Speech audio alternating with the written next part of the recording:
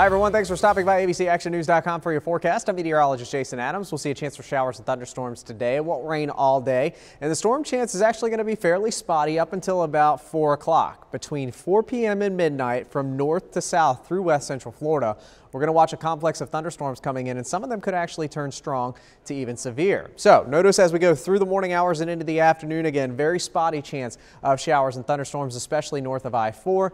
But as we go towards 4 and 5 o'clock tonight, there will be a line of thunderstorms near Jacksonville and the I-10 corridor that's going to slide down the peninsula as we head into tonight.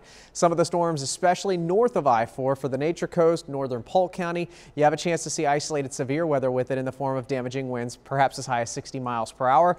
Very heavy rainfall, a lot of lightning also associated with these storms, and some of that activity could even last into tomorrow morning's commute. So a lot of activity out there in the forecast. Be sure to download our free Storm Shield app. That way, should any storm turn severe late today into tonight, you'll get that alert sent to your phone. Florida's most accurate 7-day forecast shows high temperatures up to around the 90-degree mark each afternoon. Overnight lows starting out near 80, and those storm chances not really tapering off much until we go towards the end of next week.